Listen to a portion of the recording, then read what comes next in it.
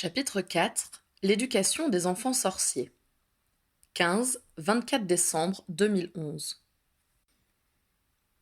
De retour au ministère après leur visite au Premier ministre Moldu, il fut convenu que Harry irait voir les grands-parents de Nicholas Timberland pour les informer de ce qui avait été décidé.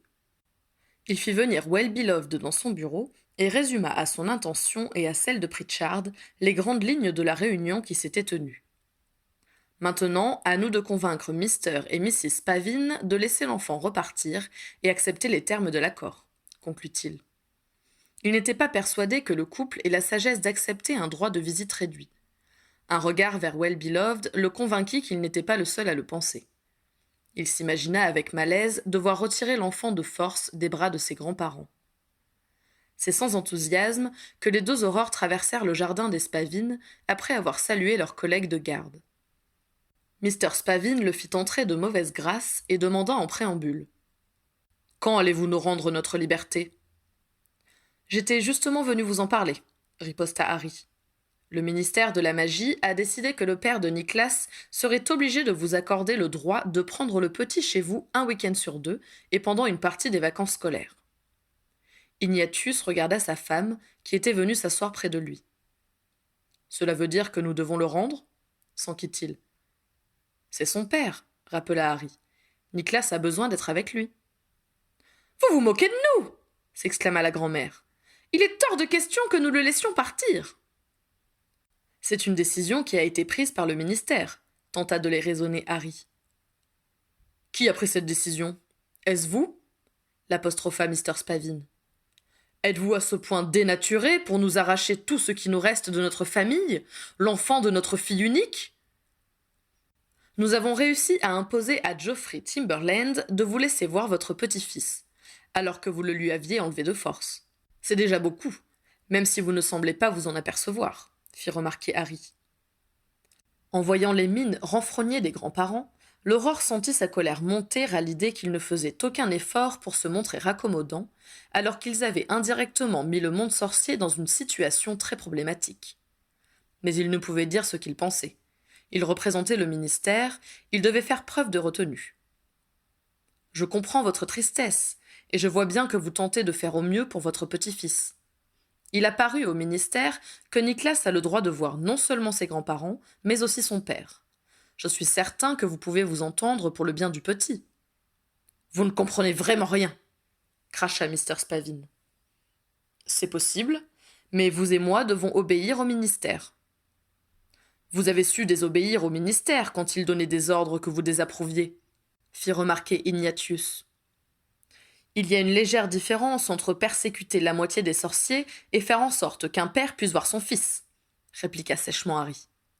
« Avez-vous des raisons précises de penser que l'enfant ne serait pas heureux avec Timberland ?» intervint Well-Beloved. « Il est moldu !»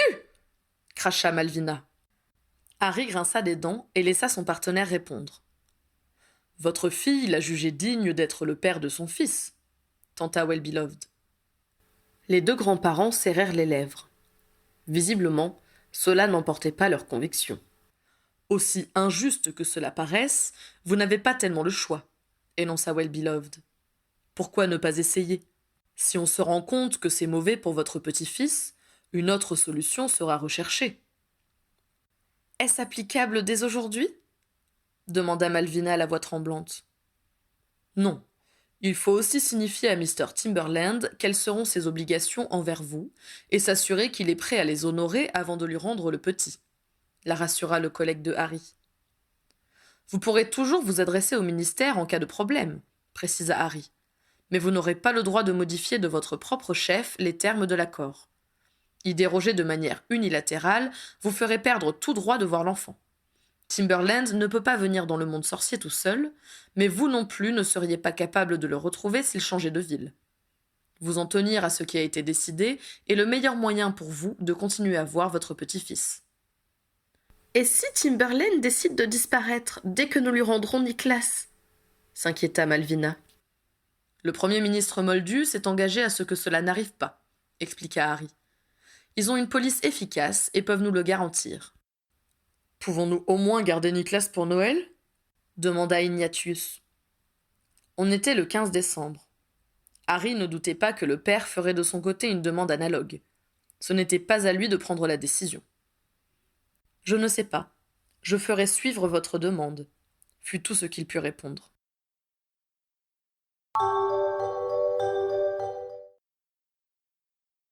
Harry n'entendit plus parler de cette affaire les jours suivants. Il décida de limiter à un seul Aurore la garde qu'il laissait à Abergavenny. Le week-end passa, ramenant Teddy et Victoire de Poudlard pour les fêtes. En voyant sa famille réunie, Harry ne pouvait s'empêcher de penser à un père qui désespérait de voir son fils, et des grands-parents qui craignaient d'en être privés. Il aurait bien aimé en parler à Ginny, mais pour le moment, rien n'avait transpiré du côté sorcier, et c'était un sujet trop brûlant pour qu'il puisse le partager, même avec son épouse.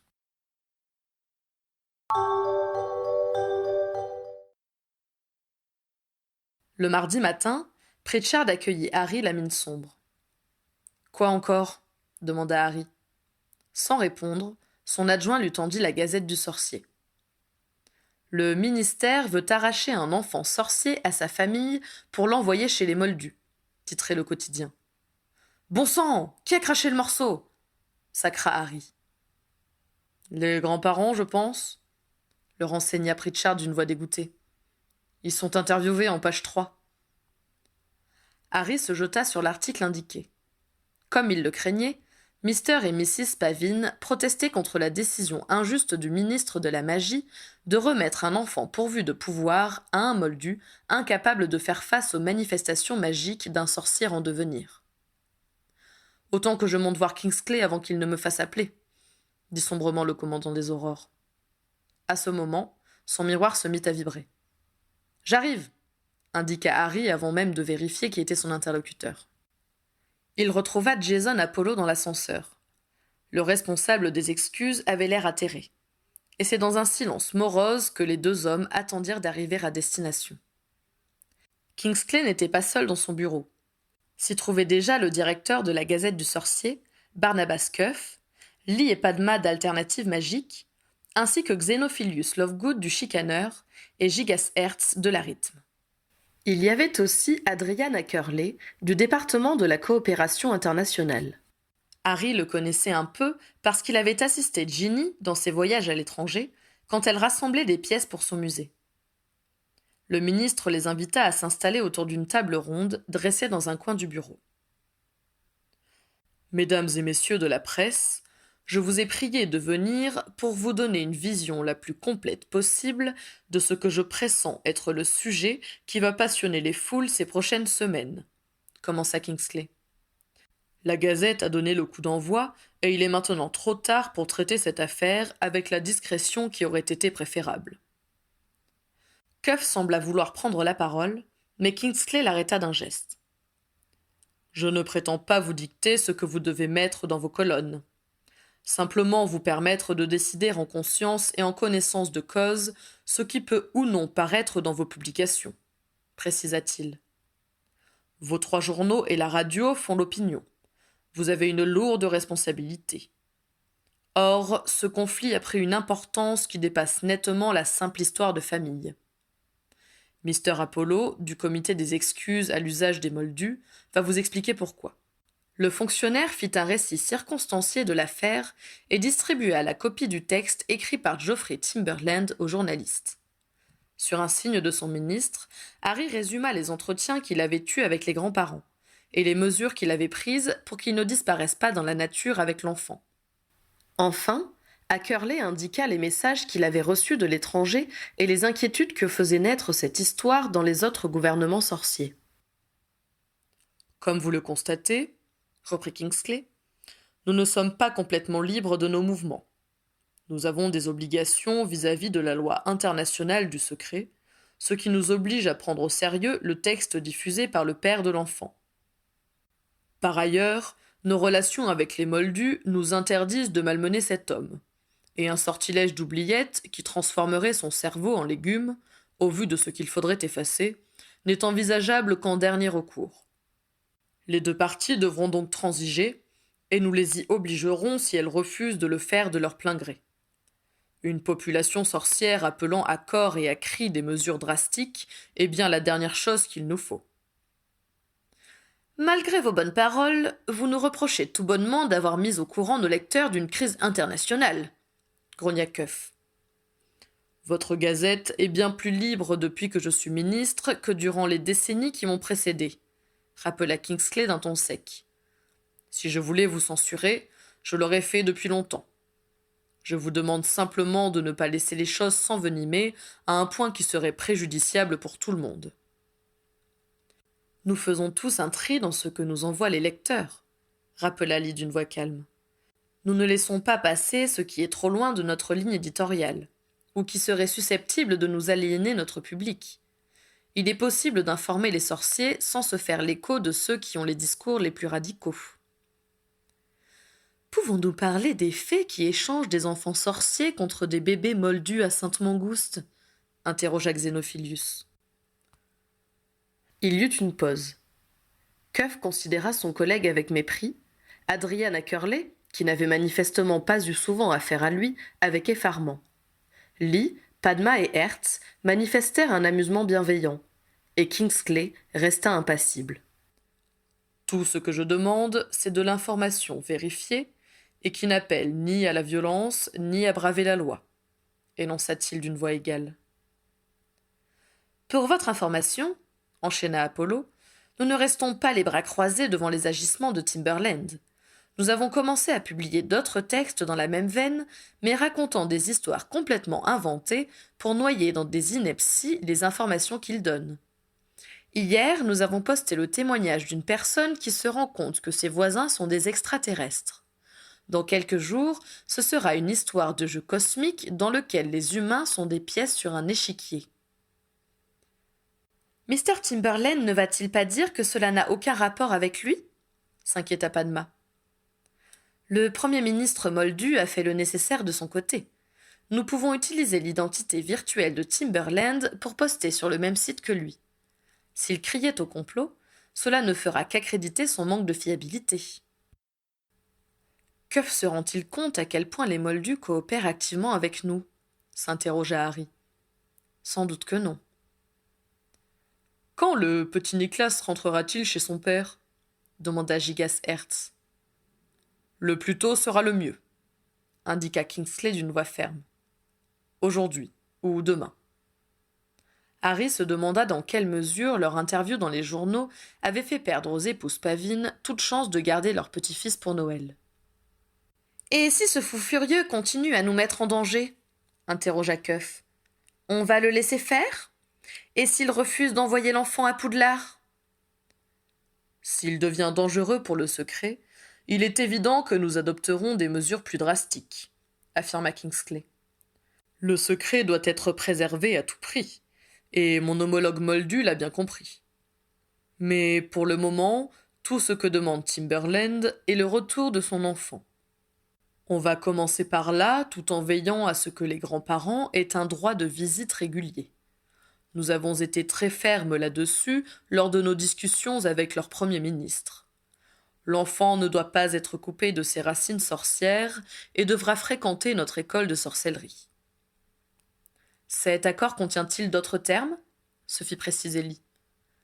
Nous avons convenu des sanctions à mettre en place si une des parties viole l'accord. Elle perdra le droit de voir l'enfant. Si le père parle encore de nous d'une manière ou d'une autre, nous lui effacerons la mémoire. Vous pouvez le publier. Cuff eut un rictus sardonique. À ce stade, Kingsley ne pouvait de toute manière rien empêcher. Il serait bon, continua le ministre de la Magie, de faire connaître notre contre-attaque pour que les personnes qui savent la vérité sur nous puissent instiller le doute si on parle de sorciers devant elles en évoquant les autres pseudo-révélations. Entendu, nota Lee. Il n'y eut pas d'autres questions, et les journalistes prirent congé.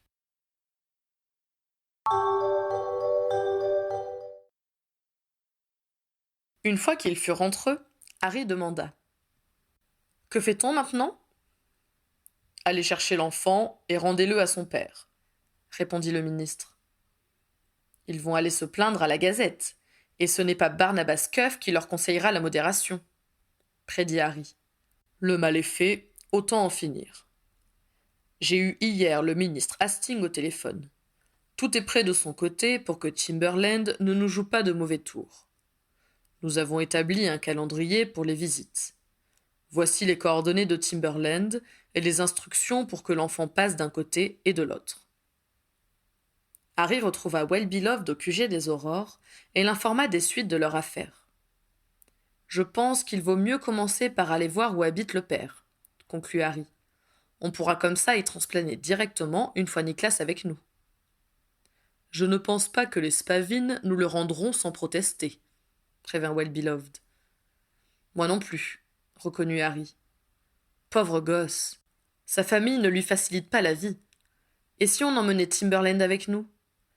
Si ses grands-parents font du grabuge, ce sera moins angoissant de repartir avec son père qu'avec deux inconnus. » « Tu n'as pas peur que cela dégénère en bataille familiale ? » opposa Well-Beloved. « Je croyais qu'il était prévu que les deux clans opposés ne se voient pas. »« Faisons en sorte qu'ils ne se parlent pas, » décida Harry. « On va commencer par contacter Timberland. J'ai son numéro de portable, l'équivalent de son miroir, précisa-t-il pour son coéquipier. On va monter dans la rue et utiliser une cabine publique. » En accord avec les services moldus, une cabine publique en état de marche et acceptant les pièces de monnaie se dressait non loin de la fausse cabine qui servait d'entrée au ministère. Harry et son coéquipier transformèrent donc leurs vêtements, prirent de la monnaie moldue dans la réserve de la brigade et montèrent à la surface. « Mr. Geoffrey Timberland » demanda Harry quand son correspondant eut décroché. « Lui-même » répondit une voix méfiante. « Je m'appelle Harry Potter, et je suis... comme votre épouse, » expliqua Harry, qui, même dans une conversation privée, préférait respecter le secret. « Où est mon fils ?» demanda immédiatement Timberland. « Je veux justement vous rencontrer pour que nous allions le chercher ensemble. Pouvons-nous venir chez vous ? » ?»« Quand ? » ?»« Dès que vous serez libre. »« Tout de suite ? » ?»« Le temps que nous arrivions. »« Je serai chez moi dans un quart d'heure. »« Très bien. Il nous faudra sans doute un peu plus de temps. À tout à l'heure, Mr. Timberland. » Les deux aurores décidèrent de prendre le Magicobus, car il n'y avait pas de cheminée à proximité de la banlieue de Leeds où vivait le père. Au bout d'une demi-heure, ils atteignirent leur objectif et descendirent un peu chancelants. Geoffrey Timberland leur ouvrit immédiatement la porte. C'était un homme d'une trentaine d'années, aux cheveux châtains et aux yeux inquiets, qui les dévisagea avec méfiance. Il s'effaça pour les laisser entrer dans un salon lumineux légèrement en désordre. Harry se présenta et expliqua comment les sorciers voyaient la situation. « Mr. Timberland, votre fils va vous être rendu aujourd'hui. Mais nous voulons être clairs sur les conditions qui accompagnent son retour. Pour commencer, vous accepterez de leur confier leur petit-fils suivant un calendrier bien précis. Et quand il aura 11 ans, vous le laisserez partir en internat à Poudlard, notre école de sorcellerie. »« Je suis au courant. Un secrétaire de Downing Street est venu me l'expliquer, » répliqua Timberland d'un ton sec. « Ensuite, puisqu'il n'est plus possible de faire disparaître le texte dans lequel vous parlez de nous, vous vous engagez à ne pas le publier de nouveau sur aucun support et à ne pas contredire la version selon laquelle cela fait partie d'un recueil de nouvelles fantastiques, tant par écrit qu'en parole. » Timberland ne répondit pas. « Mr. Timberland, » martela Harry, « par votre action, vous avez mis des milliers de personnes en danger. Ce serait très ennuyeux pour nous, sorciers britanniques, si les Moldus étaient convaincus de notre existence. Mais pour ceux qui vivent dans d'autres pays, ce peut être la possibilité d'une mise à mort atroce pour tous ceux qui seraient soupçonnés d'être sorciers, et qui n'auraient ni les pouvoirs, ni l'entraînement nécessaire pour échapper à leur bourreau. Je voulais juste qu'on me rende mon enfant. Je comprends vos raisons, mais j'aimerais que vous réalisiez la portée de vos actes et la raison pour laquelle nous ne tolérerons plus ce genre d'action de votre part. Vous n'avez qu'à vous arranger pour qu'ils ne me prennent pas mon fils, s'entêta le père. Mr. Timberland, continua fermement Harry, nous nous sommes engagés vis-à-vis de vous et de votre Premier ministre à ce que vous puissiez l'élever dans les limites que je vous ai exposées. Mais si, pour une raison ou pour une autre, la situation ne vous convient pas et que vous mettez de nouveau en danger notre secret, il n'y aura plus de solution amiable possible. Nous vous effacerons la mémoire en profondeur pour que vous ne vous souveniez plus de l'existence des sorciers, ce qui vous fera perdre définitivement votre fils et les dernières années de votre vie. J'ai parlé des origines de ma femme à d'autres personnes, les prévint-il. Nous les retrouverons et leur effacerons la mémoire également, assura le commandant des Aurores. Cela fait 300 ans que nous avons disparu de la mémoire des Moldus. Croyez bien que nous avons les moyens de continuer. Il laissa passer un temps avant de reprendre. Nous allons maintenant nous rendre chez les Spavines.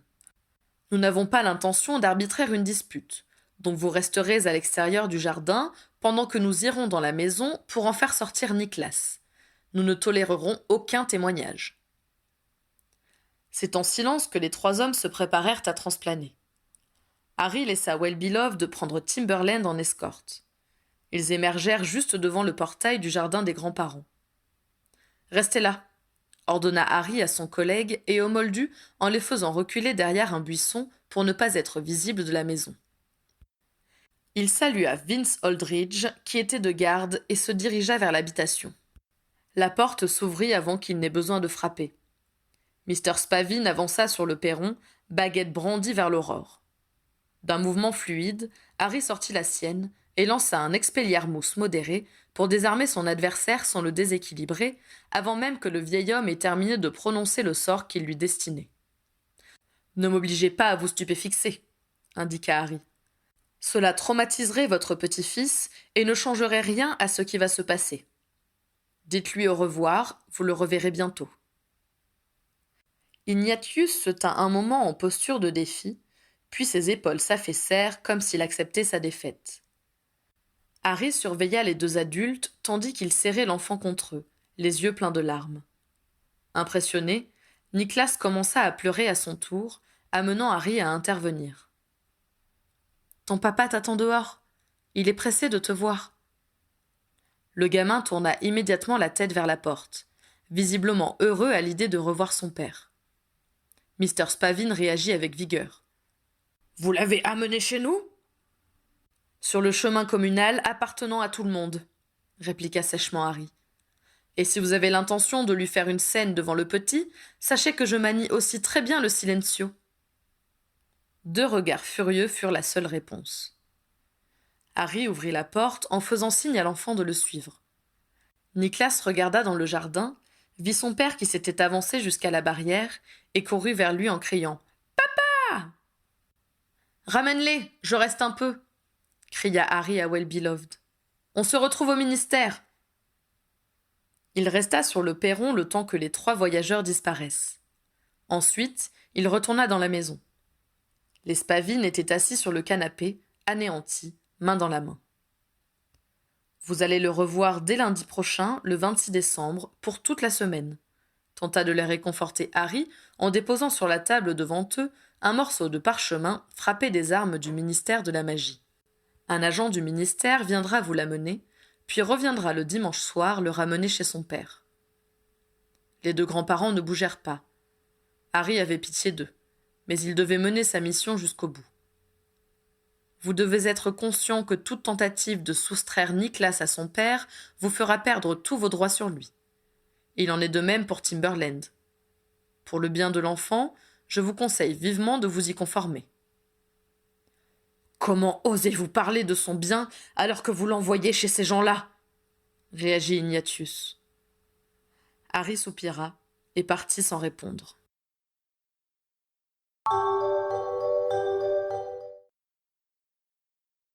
Dès que les enfants furent couchés ce soir-là, Ginny demanda à Harry.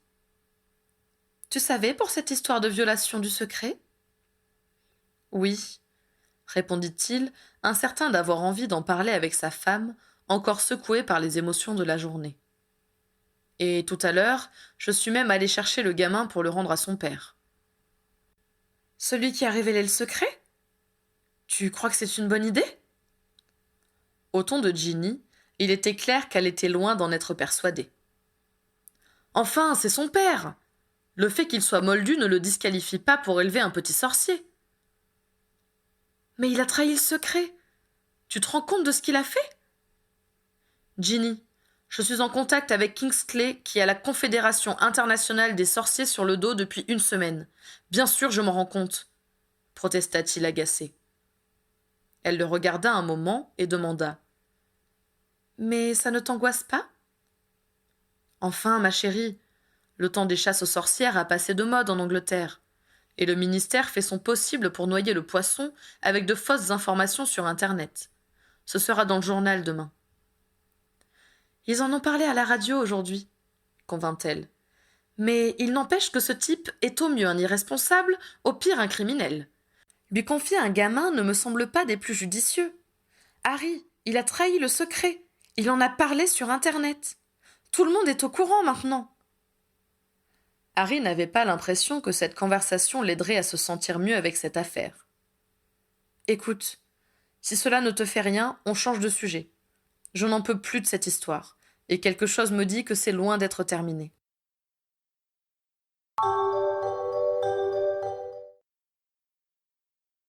Effectivement, la contre-attaque ne se fit pas attendre.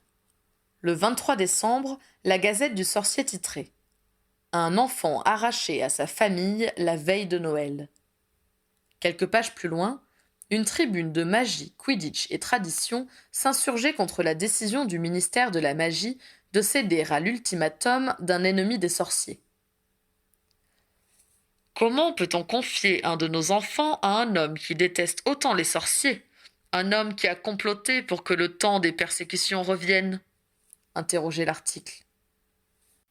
Qu'est-ce qui a pu amener le ministère à faire si peu cas de notre sécurité à tous? Pourquoi n'a-t-il pas envoyé immédiatement les obligatoires régler le problème définitivement? Depuis quand le bien-être d'un moldu doit-il passer avant la survie de centaines de milliers de sorciers? Imagine-t-on les moldus être aussi pusillanimes à notre égard? Qu'ils sont si inconséquents quand il s'agit de la sécurité des leurs? Non, bien entendu. Cette décision est parfaitement déraisonnable. N'importe qui peut s'en rendre compte. Le ministre de la Magie est-il inconscient? Manque-t-il à ce point de sens politique? Oui, sans doute. Mais ce n'est pas tout. Cette décision imprudente a été dictée par une obsession. Une idée fixe qui a fait oublier au ministère ses devoirs, y compris les plus impérieux. Je parle de sa volonté monomaniaque de nous transformer en moldus, de nous amener à rejeter notre héritage, de nous faire oublier notre fierté sorcière. Il faut donc que ce jeune sorcier soit éduqué de manière moldue, même si cet éducateur est un de nos ennemis. Il est considéré comme une priorité de le soustraire à ses grands-parents qui, quelle horreur, pourraient lui inculquer notre histoire et notre culture. Il est temps de nous opposer à cette politique suicidaire. Nous sommes fiers de ce que nous sommes. Nous refusons qu'on tente de nous transformer contre notre gré. Les sorciers doivent préserver leur culture et leurs particularités. C'est à nous d'apprendre aux sorciers nés de Moldus à devenir membres de notre communauté. Pas à eux de nous en arracher. Alors, levons-nous et exigeons qu'on rende les enfants sorciers à leurs familles sorcières. Bon sang! S'exclama Harry en découvrant l'article que Pritchard lui avait mis de côté. C'était bien la peine de demander aux journaux d'avoir une attitude responsable. Tu préférerais que le MQT soit obligé de s'exprimer par tract ou de monter un journal clandestin? Interrogea son adjoint. Que tu le veuilles ou non, cela correspond à l'opinion d'une portion non négligeable de la population. Harry sentit qu'il ne fallait pas trop creuser.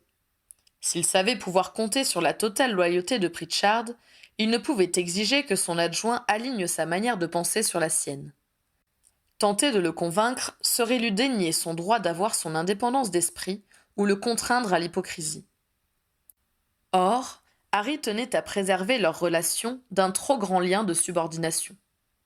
Il avait besoin de savoir qu'il y avait au moins une personne dans la brigade capable de le contredire s'il allait trop loin ou faisait une erreur. Et en prime, avoir un véritable ami dont il respectait l'opinion divergente. Et puis, Pritchard avait raison. À en croire la réaction de Ginny et ce qu'il avait entendu ce matin-là dans les couloirs du ministère, le choc de la violation du secret prévalait, et la manière dont Kingsley avait traité cette affaire était très critiquée. Sans plus de commentaires, il classa l'article dans le dossier qu'il avait constitué sur l'affaire Timberlane-Spavin. Inquiet cependant, il passa voir Hermione qui travaillait au même étage depuis qu'elle avait rejoint le service de la loi magique et lui demanda ce qu'elle en pensait. « C'est dans la droite ligne du MQT, remarqua-t-elle. Ils politisent cette affaire pour affaiblir la position de Kingsley. Cette histoire est potion bénie pour eux. Un jeune orphelin, des grands-parents anéantis par le chagrin, un moldu qui a brisé le secret, ils auraient bien tort de ne pas en profiter. » Elle considéra son exemplaire et continua. « Qu'ils prennent parti pour les grands-parents est assez logique. Ce que je n'aime pas du tout, c'est la dernière phrase. »« Qu'est-ce qu'elle a de particulier ?» interrogea Harry. « Elle ouvre le débat sur tous les enfants sorciers issus d'une famille moldue. L'article laisse entendre qu'il serait préférable qu'ils soient récupérés dès leur première manifestation magique et élevés par des familles sorcières pour qu'ils oublient tout de leurs origines. Cette manière de les couper de leurs racines serait aussi néfaste que les refuser à Poudlard du fait de l'impureté de leur sang. »« On en est là ?» s'affola Harry se repenchant sur l'article. « Non, pas encore, mais il est à parier qu'on y arrivera. » Harry la dévisagea, consterné. « Ne fais pas cette tête-là, » fit Hermione d'une voix apaisante. « Pour le moment, cela se passe plutôt bien. Du temps de Fudge, on aurait amnésié le père sans remords. On a un peu progressé, non ? » « Je suppose qu'il faut s'en contenter et espérer qu'il n'y aura pas trop de débordements, » grogna Harry. « Je ne sais pas qui j'ai le plus envie de maudire. Ceux qui ont enlevé ce gosse ou celui qui n'a rien trouvé de mieux pour se faire entendre que de parler de nous sur Internet. » Il songea avec horreur au regard que Nicholas risquait de devoir supporter quand il ferait son entrée à Poudlard. « Pauvre gamin, le voilà bien mal loti, » soupira Hermione, qui, une fois de plus, semblait lire dans ses pensées.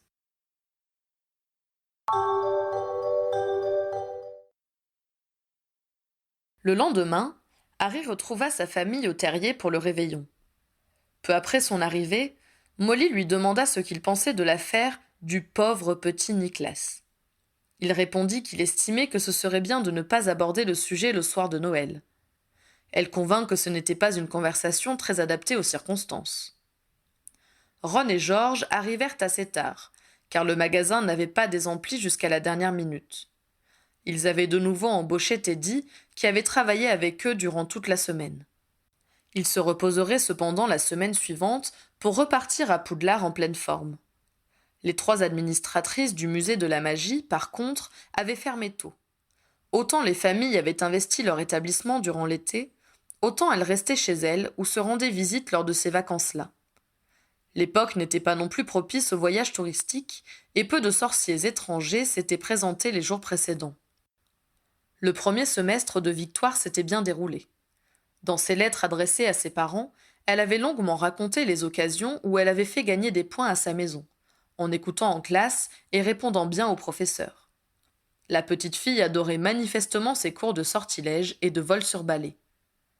Elle aimait moins les potions, qui obligent à découper des choses dégoûtantes, et n'avait pas d'attirance pour la botanique. Elle trouvait la métamorphose difficile, et Harry eut l'impression qu'elle avait un peu peur de la professeure McGonagall. Au fur et à mesure que la soirée avançait, les plus jeunes devenaient de plus en plus déchaînés, attendant avec impatience le Père Noël.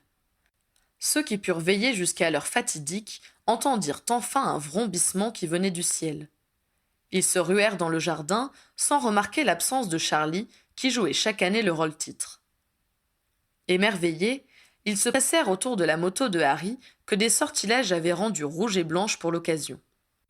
Avec une grosse voix chevrotante, le héros de la fête appela les enfants sages, leur remit leurs cadeaux. Il confia à Frédéric ceux qui étaient destinés aux plus jeunes, qu'on avait couchés, et qui les découvriraient à leur réveil.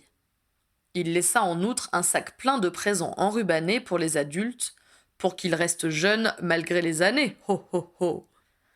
Après des baisers aux enfants ravis et des recommandations d'être Bien sages avec leurs parents et surtout avec leur oncle Charlie, la moto décolla dans un ronflement sonore et l'on rentra écouter la voix mélodieuse de Célestina Moldubek.